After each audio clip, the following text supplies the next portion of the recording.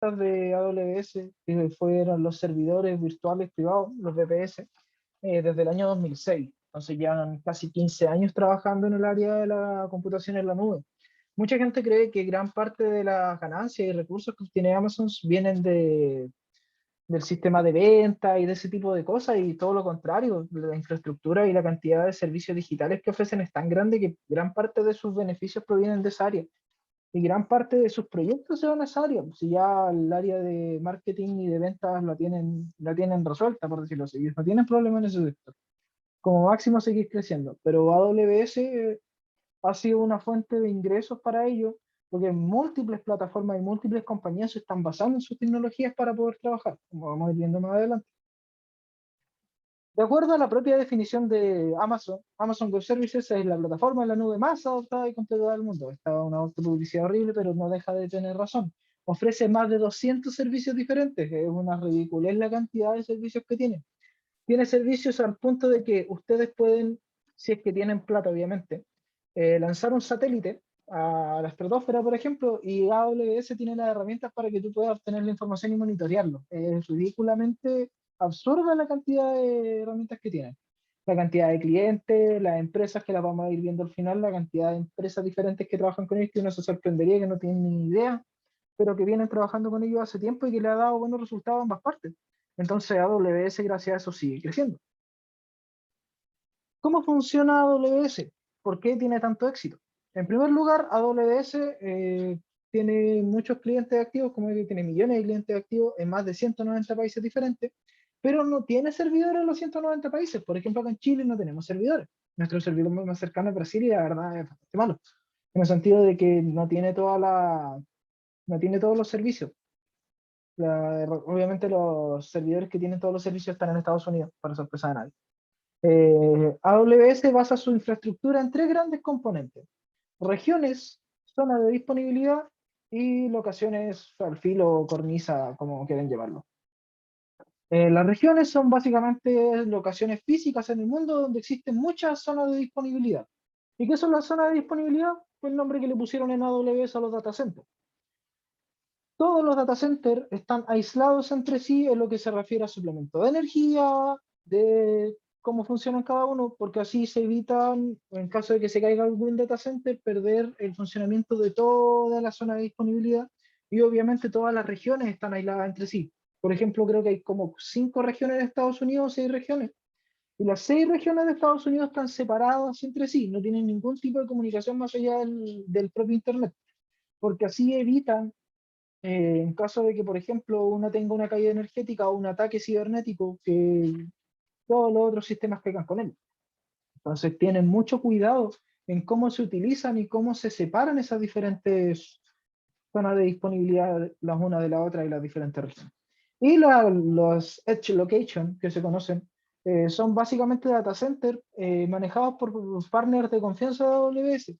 ¿Y para qué usan esto? Por ejemplo, los servicios de AWS, si nosotros queremos ocuparlo en Chile y vienen de Estados Unidos, van a tener una latencia horrible.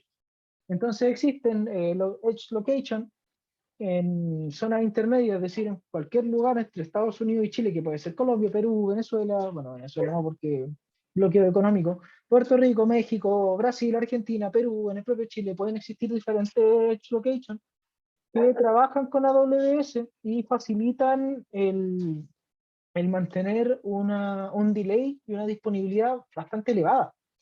Por ejemplo, lo que ofrece AWS en Estados Unidos es siempre mantenerte debajo de los 10 milisegundos de respuesta, lo cual es absurdo, absurdamente rápido y absurdamente eficiente.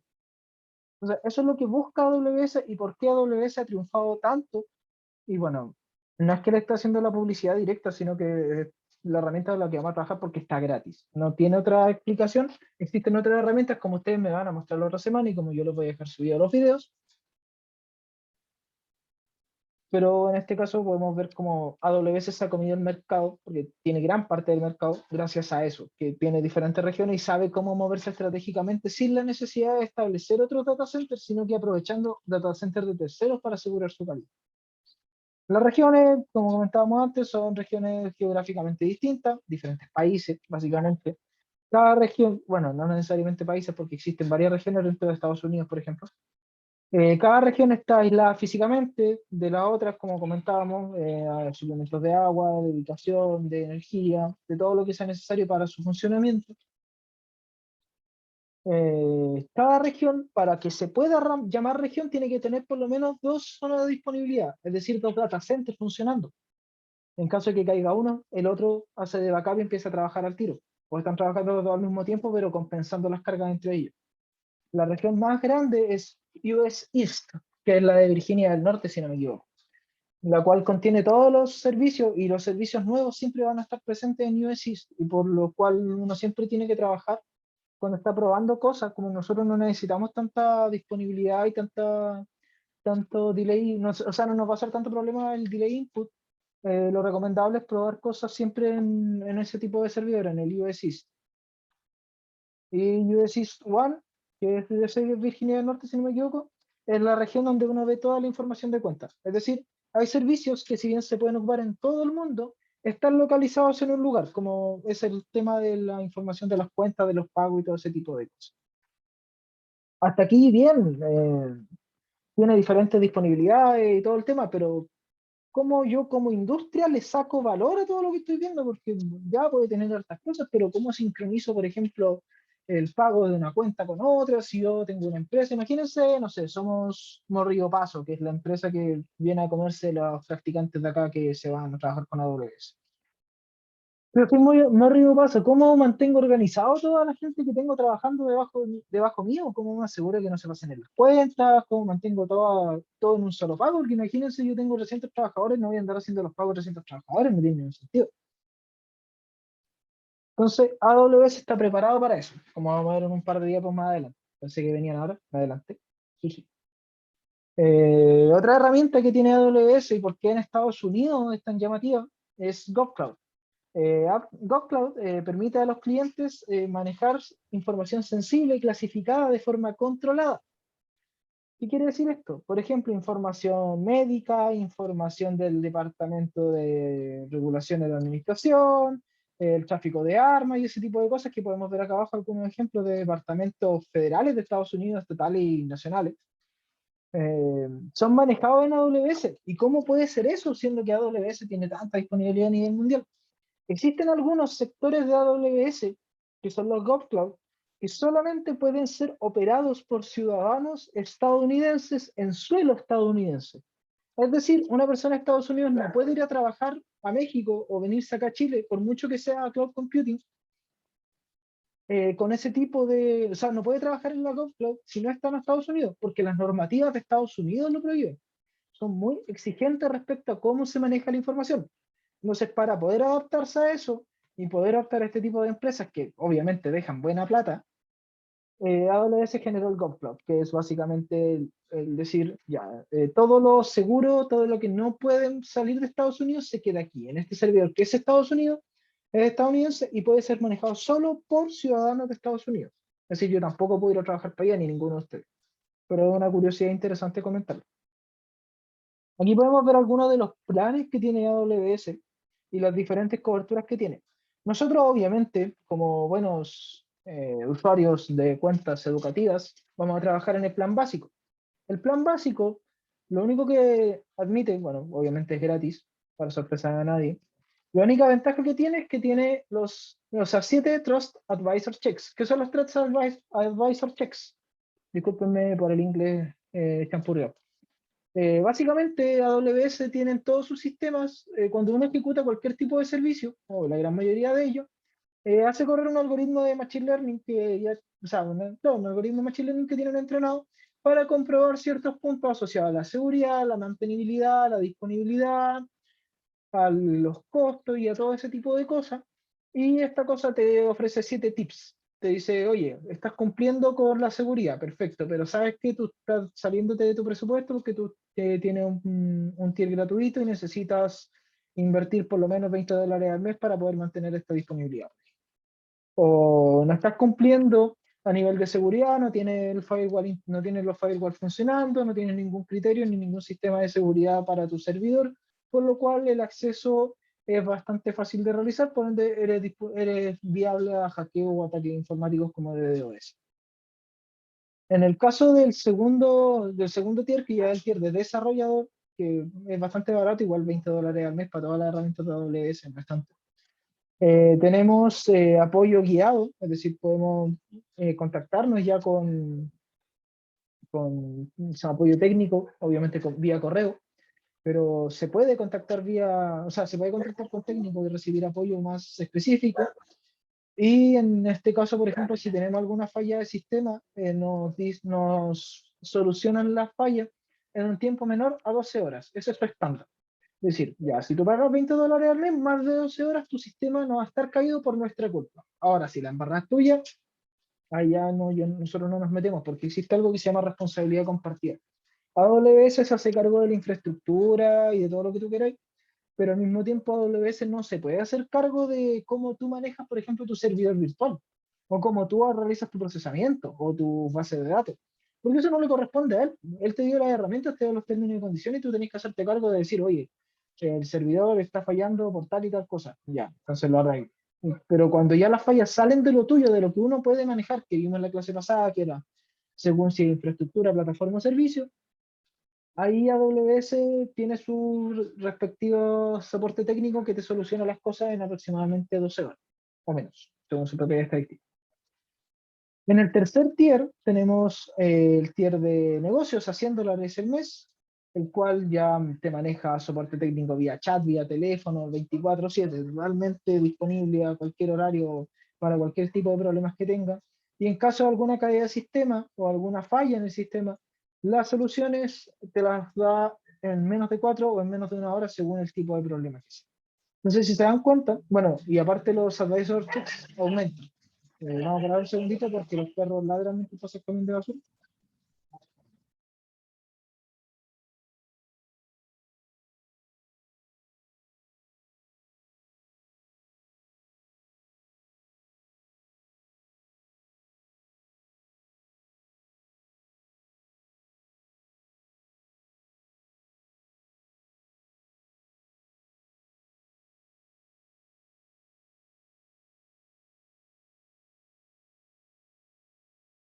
Ya, estamos de vuelta. Que aparte una señora casi chocó el camión de basura y están peleando. Está entretenida la cosa. Eh, Aparte de lo que previamente mencionamos, si se dan cuenta aquí ya cambia y la cantidad de advisor checks o la lista de cumplimiento que te ofrece la inteligencia artificial de AWS aumenta a todos. Aquí te ofrece un máximo de 7, acá te cubre todo. Es decir, si en disponibilidad ves 7 fallos, te cubre los 7, más los 3 que tengas en seguridad, más los de factura, te los va marcando todo. Ahora, tú decides si tomarlo o no, porque no dejan de ser recomendaciones, pero AWS te las ofrece, te dice, oye, ¿sabes que está fallando en esto, en esto, en esto, en esto, en esto, en esto, en esto? Entonces esa otra ventaja que aparece. Y finalmente está el tier de empresa, que el tier de empresa, el precio se dispara a las nubes, porque está pensado de nuevo para una empresa grande, y podemos ver que sube a $15.000 al mes, que no dejan de ser buena plata, más de 10 millones, o sea, más de 8 millones de pesos. Pero aquí la cosa cambia, porque por ejemplo, si tienes una caída de sistema que no te permite funcionar, la solución es en 15 minutos o menos. Aquí te hablan sobre preocupación del personal y todo el tema, pero lo más importante es que te aseguran una disponibilidad en caso de fallo, pero inmediata, lo cual de cara a empresas que necesitan una alta disponibilidad es súper importante. Por ejemplo, no sé, imagínense, dentro del propio AWS obviamente está Amazon, Amazon y toda su empresa de venta. ¿Cuántos miles o millones de dólares creen que pierde Amazon en media hora o 1 hora que no funciona en ventas? Es ridículo la plata que pierde. Entonces, en empresas como esas, pagar 8 millones, 9 millones no es nada para lo que pierdes si es que no tienes un buen sistema que te asegura evitar las caídas detrás. Entonces ahí es donde entra la importancia de por qué te asegura este tipo de cosas a cambio del gran precio que te cobra. Esto está pensado para empresas grandes, para empresas de gran volumen, que tienen una gran pérdida si esto se cae. Por ejemplo, probablemente Netflix trabaje con este tipo de cosas porque Netflix también es otra empresa que pierde mucha, o sea, obviamente no va a perder en suscripciones, pero si la gente empieza a ver que el sistema se está cayendo de forma continua, eventualmente va a perder clientes. Y hoy en día la industria del entretenimiento está disparada, entonces no es llegar sea, no tienen la pista asegurada precisamente, sino que tienen que saber cuándo y cómo asegurar la calidad del servicio hacia sus clientes. Con respecto a lo que conversábamos antes, que esta día podía ponerla antes, pero me confundí. ¿Cómo se hace para manejar todas las cuentas y todos los gastos que tengan las diferentes cuentas de Amazon asociadas a tu empresa? Bueno, existe algo que se llama Consolidated Billing, que lo que permite es centrar básicamente en una cuenta principal todos los pagos de los miembros de la propia cuenta principal. Es decir, se crea una organización, dentro de la organización está la máster y está toda la rama de juniors, por decirlo así. Y todas esas cuentas se juntan en una para poder mantener un orden respecto a esto, lo cual es una ventaja porque facilita el cómo esto se paga. Aparte el hecho de siempre cuando uno trabaja en grupos grandes, siempre hay alguna especie de descuento. Por ejemplo, no sé, pues, si uno va a ocupar más de X terabytes al mes, te va a salir más barato si tú lo trabajas como una organización, porque vas a ocupar más todavía, entonces ellos aseguran cliente y aseguran gasto, que si tú eres una persona individual, que te va a salir obviamente más caro. Entonces la ventaja para Amazon es que asegura cliente, la ventaja para ti es que tienes todas las cuentas en una y aparte te pueden hacer pequeños descuentos. Y para eso se ocupa el tema del Cost Explorer, que lo tenemos aquí, donde nosotros podemos interactuar y comprobar los tipos de gastos que se van haciendo. ¿Por qué se lo estoy mostrando todo el tema de los costos y de las finanzas y de la seguridad? Porque las cuentas que nosotros vamos a trabajar, que son de AWS Educate, no tienen acceso a este tipo de cosas, no tienen acceso a los costos ni a cómo se están manejando. Y esto vamos a ver por qué es la primera clase de lo que es práctico, que corresponde a todo el área de seguridad de AWS y por qué ustedes no van a poder trabajar esa clase, que va a ser la única clase práctica en la que no van a trabajar. Entonces, como todo eso no se puede ver en las clases enfocadas netamente, o sea, en las cuentas enfocadas netamente a educación, lo estamos viendo ahora para que se hagan una idea más o menos cómo funciona. Cost Explorer lo que hace es permitirte filtrar, básicamente, generar gráficos y estadísticas respecto a lo que tú gastas y cómo lo gastas y en qué lo estás gastando. Por ejemplo, aquí podemos ver los gastos de cierta persona en un tiempo determinado entre septiembre y octubre, donde se puede distinguir por colores a qué corresponde cada gasto. Por ejemplo, aquí los dos grandes gastos que tiene corresponden a soporte de negocios. El otro gasto grande que tiene, bueno, son variados las diferentes herramientas y ahí se pueden ver en chiquitito lo que se gasta en servidores, en machine learning, en base de datos, entre otros. Y lo puede ir filtrando, obviamente. Por ejemplo, si yo quiero filtrar instancias y en Montreal, que lo hizo este tipo de los tutoriales. Después les voy a decir dónde saqué todo esto por si quieren estudiarlo con más ganas, pero es decisión de ustedes. Tú puedes filtrar tanto por tipo de servicio como por región en la que estás trabajando, por si tu empresa tiene diferentes sistemas corriendo en diferentes regiones.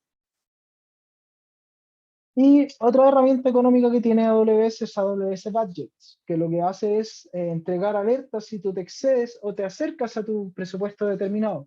Por ejemplo, si ustedes tienen $100 y dicen yo no me puedo pasar de estos $100 porque no tengo más plata, y si me cobran de más, se carga la tarjeta de crédito y me voy de pan. Entonces se inventó AWS Budgets, que soporta las herramientas más utilizadas, que son S2, que son servidores, RDS, que son bases de datos, que después vamos a ir viendo cada una. Estas tres son bases de datos de diferentes tipos. Y te permite decir, ya, yo voy a ocupar tanto los servidores, puedo gastarme hasta $100. Avísame cuando vaya en 95. Entonces, esto te va a avisar cuando te va a mandar una alerta al correo. Te va a decir, oye, estás en 95, estás cerca de tu límite por si quieres cortar el servicio o por si quieres realizar un cambio, una modificación. Entonces, AWS Budgets de lo que se encarga es de eso. Es decir, eh, oye, estás superando tu límite, te vas a quedar sin presupuesto y vas a quedar sin servicio, o peor, te vamos a cobrar de más, que es más doloroso que quedarse sin servicio, creo yo. Eso. Entonces, eso sería básicamente lo que hace AWS Budgets. Aquí podemos ver un ejemplo de cómo varían los costos de trabajar en local, un sistema más o menos grande, con respecto a trabajarlo en la nube. Podemos ver que cuando uno trabaja un sistema en local, es decir, cuando nosotros queremos instalar un servidor con base de datos, con almacenamiento y con el manejo de redes, nuestros costos principales se van en servidores, en almacenamiento y en todo lo que corresponde a infraestructura en un primer lugar. Porque tener un rack de servidores, o sea, para los servidores es caro, tener almacenamiento, pues imagínense tener unos RAID funcionando en tu sistema para evitar la pérdida de datos y asegurar la disponibilidad es caro, tener paralelismos para asegurar de que si un sistema se cae, el otro se enciende y que va a hacer el backup y empezar a seguir funcionando es caro, al menos en lo físico en una primera instancia. Entonces, lo que te permite AWS es ahorrarte esa instancia inicial. Si se dan cuenta aquí, los precios de servidor bajan harto, de 130.000 a 10.000, pero lo de almacenamiento llega a ser ridículo. Porque aquí el tipo creo que necesitaba, creo que eran 100 teras o 10 teras.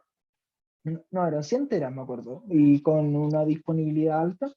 Y para asegurarlo en una RAID 10, creo que era en una RAID 5. Y los precios, obviamente, de comprar los discos, de los componentes, de crearte la RAID, de una RAID decente, unos racks, era bastante costoso. En cambio, AWS, el último problema que tiene es problema de volumen. Entonces te lo soluciona con un costo básico. Y donde más plata se te va realmente en AWS, en la labor de IT, es decir, en la gente que trabaja con los sistemas, la gente que está atrás, porque a la larga uno no solamente está pagando el servicio, sino que está pagando toda la gente que está trabajando para que tú puedas usar ese servicio, que es el fuerte de AWS. Entonces aquí podemos ver a nivel de costos que, por ejemplo, en este caso, al año, o sea, en 3 años te ahorraría $200.000, lo cual es cierto y es falso, porque si bien te ahorras los $200.000, no tienes los componentes físicos que sí tendrías si es que te gastaras los $200.000. Pero no todas las empresas se pueden gastar los $200.000. Entonces se juega con eso. Las empresas siempre van a querer abaratar costos por algún lado y si AWS ofrece este tipo de cosas es bastante más sencillo. Ahora vamos a mostrar un poquitito una generalidad de lo que son los servicios de AWS enfocados en tres grandes áreas, porque como vimos en la primera diapo son 200 los que AWS ofrece y de hecho, déjenme ver si tengo la diapo. No la tengo. Oh. Es,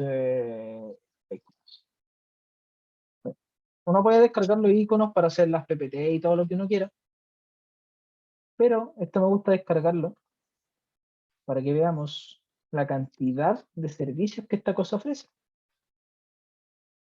Extract for.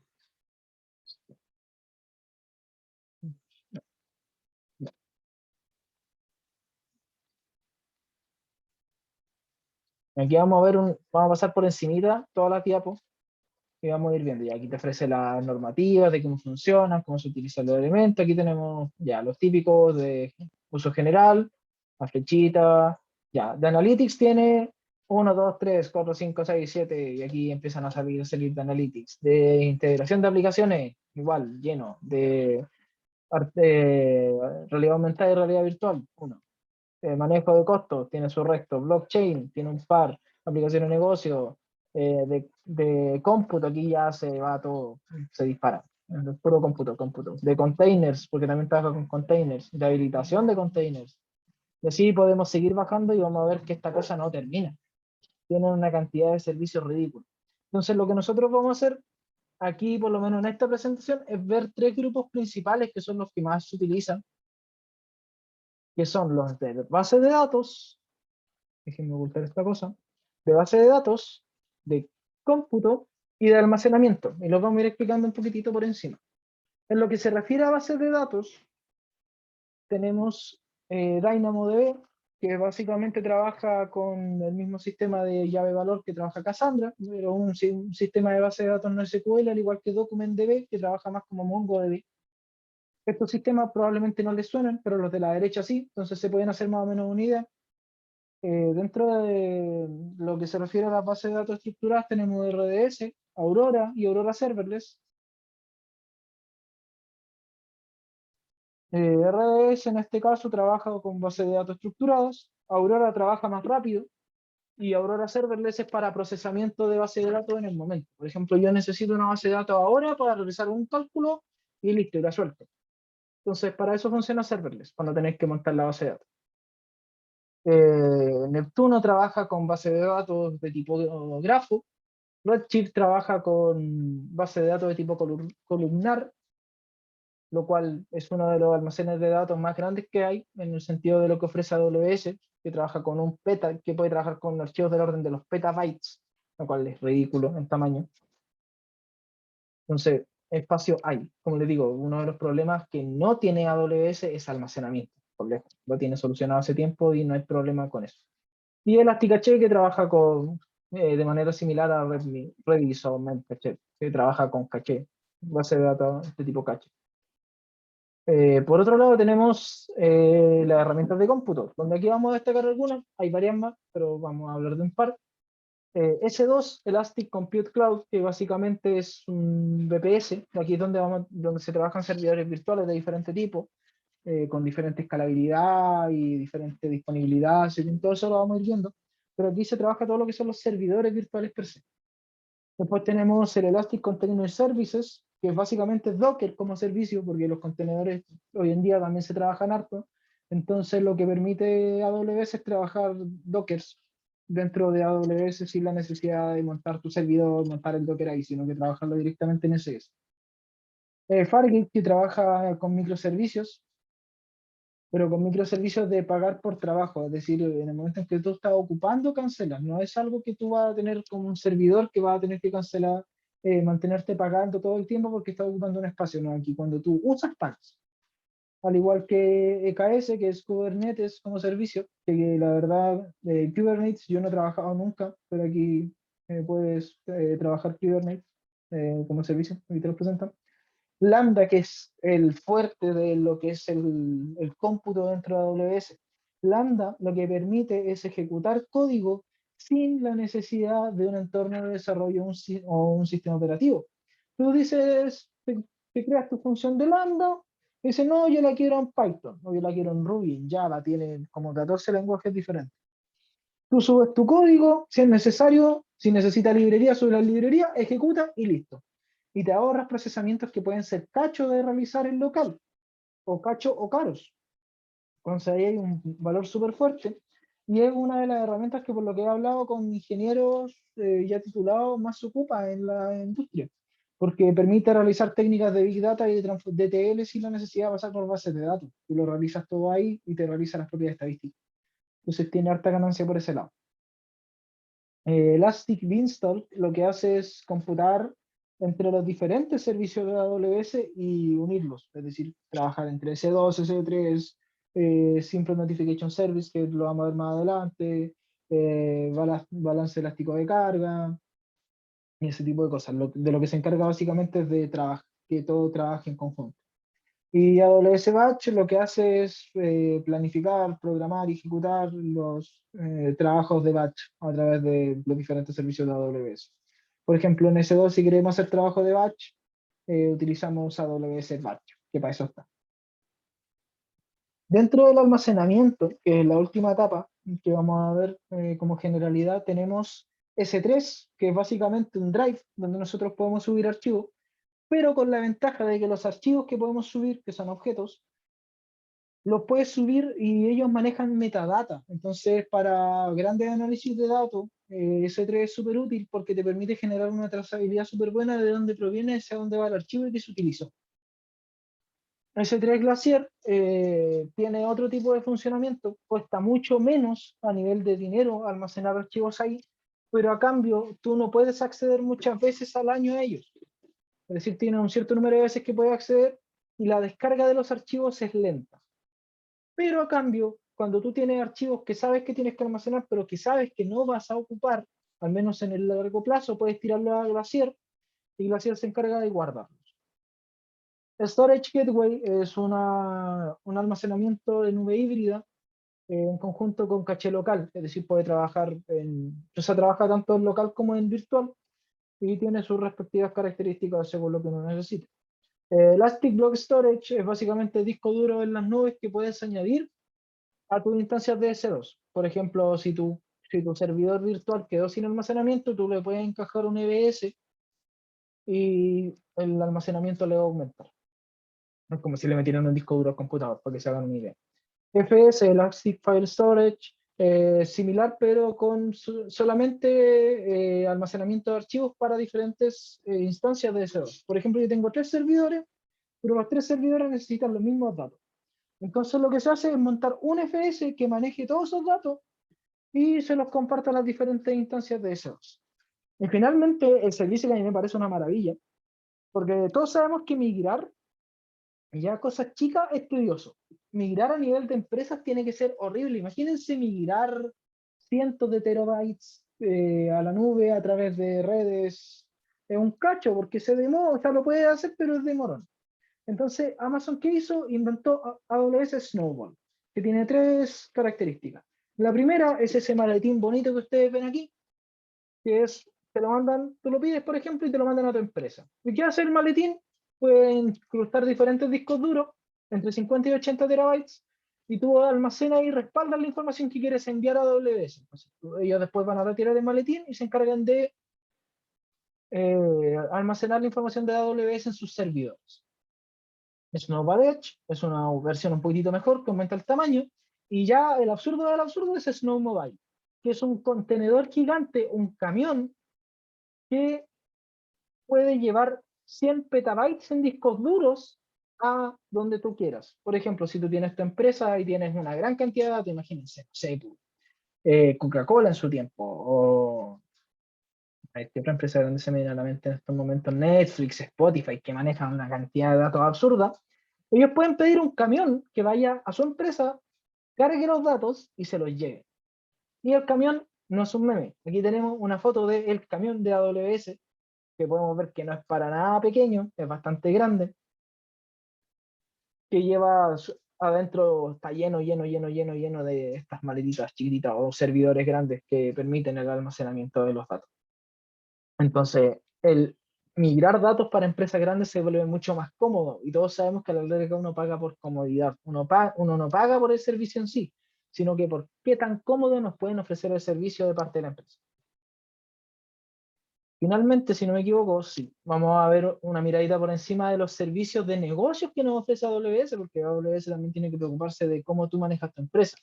Tiene call center, escritorios virtuales, SharePoint para compartir documentos, reuniones online, correos ejecutivos, eh, email pensado o sea, sistemas de email pensados para campañas publicitarias, es decir, saber a dónde tú estás apuntando tus correos, notificaciones, mensajes y todo ese tipo de cosas. Servicio de email sencillo para lo que necesita un servicio de email. Y QuickSight, que es un sistema de business intelligence, que lo que hace es conectarse a diferentes bases de datos y mostrarte estadísticas y gráficos de lo que tú necesitas. Por ejemplo, las estadísticas históricas del funcionamiento de la empresa. O si lo queremos llevar acá a la universidad, las estadísticas históricas de qué colegios son los que más alumnos matriculan dentro de la universidad. O sorpresas el Camilo Enríquez, probablemente. Pero ese tipo de utilidades se le pueden sacar. Si se dan cuenta, son varias las herramientas y son, no me quiero meter con los nombres porque estas herramientas en específico no las vamos a ver porque no nos interesan a nosotros. Pero están ahí, tienes tu call center que puedes configurar, y no es que sea un call center de tú llamar a Amazon, sino que tú configuras tu call center para tu empresa. Tú configuras tu Chime, que es el Zoom, básicamente de AWS, para tu empresa, de forma cerrada y privada, lo cual contiene unos elementos de seguridad súper importantes también, pues, porque puedes llevar un control absoluto de eso y no depender de terceros. Para ir cerrando la clase de hoy, vamos a ir viendo algunos ejemplos de sistemas que están funcionando en la actualidad en esta, ¿cómo se llama esto? En AWS. Hay una cantidad ridícula, pero ridícula. Por ejemplo, aquí vamos a ver un ejemplo. No vamos a ver el video porque se lo pueden ver ustedes. De hecho, les voy a compartir el link en el chat. En el chat. Entonces, el link. En todo caso, esto igual está en Campus, si no me equivoco, ya lo subí. Así que lo tienen también. Ahí vamos a ver el ejemplo de Riot, que lo que hace es para asegurar una latencia de 10 a 20 milisegundos en Estados Unidos y en los países donde hayan servidores de AWS, obviamente. Trabaja con AWS para redirigir su información a través de AWS y mejorar la respuesta. Porque todos sabemos que, bueno, aquí no nos vamos a mentir, oh sorpresa, los informáticos, la gran mayoría juega videojuegos, los shooters requieren una gran respuesta, usan una velocidad de respuesta baja, porque no se generan ventajas injustas. Entonces lo que solucionan con eso, o sea, poner play, lo que solucionan con esto es precisamente eso, disminuyen el tiempo de respuesta, disminuyen la latencia y así aseguran un, un mismo nivel de jugabilidad para todos los jugadores de la partida. Lo cual es súper importante cuando uno tiene una empresa de videojuegos, porque así es algo que la competencia no está haciendo y que tú estás cubriendo, entonces no tienes problemas por ese lado. Otro ejemplo grande que no sé por qué cuando los tiro no me deja buscarlo en general, así que vamos a ver el de Netflix aquí. Netflix es la red de televisión, bla, bla, bla, bla, bla, bla. Netflix lo que hace es trabajar con instancias de servidor de AWS para poder asegurar la disponibilidad a nivel mundial y asegurar el almacenamiento. Ocupa más de 100.000 instancias de servidor en AWS. Imagínense esa cantidad de servidores trabajando, asegurando la duplicidad. En caso de que se cae un servidor, inmediatamente se levanta otro, que eso se puede programar y es bastante sencillo, que lo vamos a ver. Y aquí podemos ver cómo Netflix trabaja ciberseguridad con AWS y los diferentes componentes. También todo su sistema de email lo trabaja con AWS. Entonces, todas ese tipo de cosas las trabajan empresas grandes con AWS. Y podemos de nuevo, si nos vamos acá a la página principal, que la tengo acá en la presentación, y, bueno, ustedes también la tienen. Aquí podemos ver que no solamente estas dos empresas en específico, sino que del rubro que nosotros busquemos vamos a encontrar. Por ejemplo, a ver, ¿qué sectores hay? Aeroespacial, agricultura. Aeroespacial es bien interesante. Hoy trabajan con diferentes empresas para mejorar la entrega de las predicciones climatológicas, por ejemplo. Hay grandes bases de datos de imágenes satelitales ubicadas en AWS, de Landsat y de otras empresas de Estados Unidos. Y así podemos ir curioseando. Existen una cantidad de empresas sorprendentes. A nivel de América Latina, la gran mayoría son brasileñas, porque el servidor está en Brasil. Entonces no es sorpresa para nadie que la gran mayoría sean brasileños. Pero en Estados Unidos o en Europa tenemos una cantidad de empresas grandes, Ericsson, por ejemplo, las cuales nunca van a dejar de sorprender porque uno nunca esperaría que trabajaran con cosas como AWS y se están ocupando. Entonces, imagínense la cantidad de plata que mueve AWS si ya solo se encarga de Netflix, que es una plataforma enorme a nivel mundial, y si le empezamos a sumar las otras plataformas enormes que estamos viendo aquí a nivel mundial, ya se nos va de las manos. Entonces, esto existe, esto se ocupa y esto se va a seguir ocupando de cara al futuro y es por eso que la asignatura está aquí presente. Bueno, aquí podemos ver también los diferentes servicios que te ofrece, que como dije antes no son pocos y se pueden ocupar para diferentes cosas. Volviendo a la diapo. Eso fue básicamente la información con respecto a AWS, las grandes generalidades, los conceptos y algunos de los diferentes servicios que nos ofrece AWS. Quiero destacar el camioncito porque me gustó. Y no sé si quedó alguna consulta, algún tema, alguna curiosidad que quieran contar, alguna duda respecto a los diferentes servicios que vimos hasta ahora.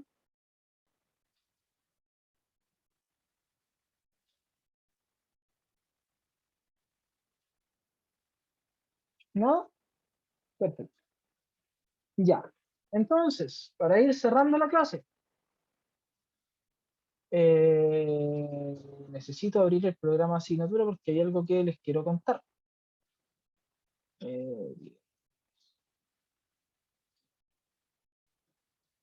Como ustedes saben, el programa asignatura incluye dos notas teóricas, las cuales están divididas en 50-50.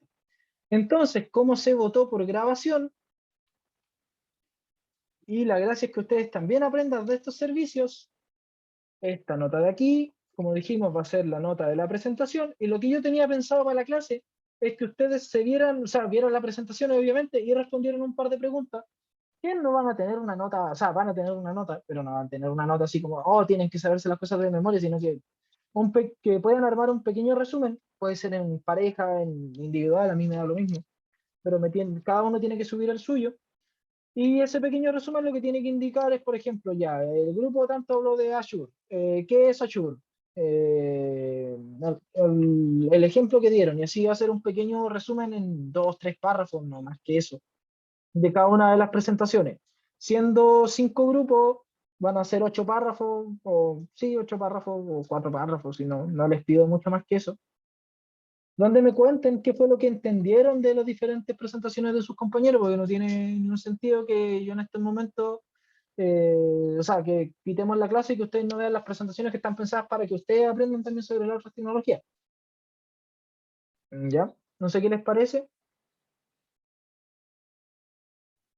Asumo que aquí se va a ver opinión porque esto tiene nota, entonces ahí como que salen las voces.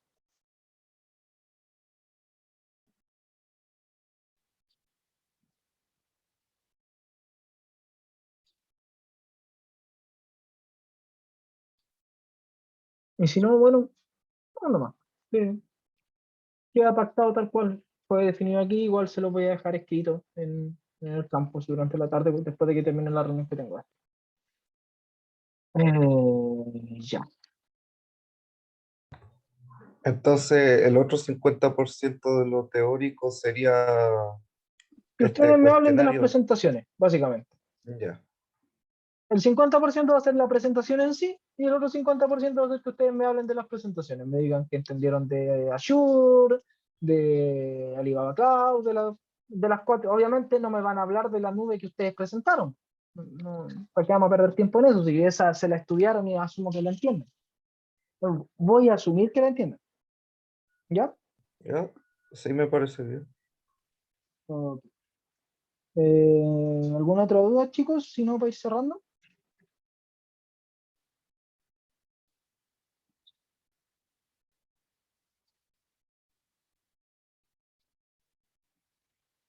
Ya, voy a cortar la grabación.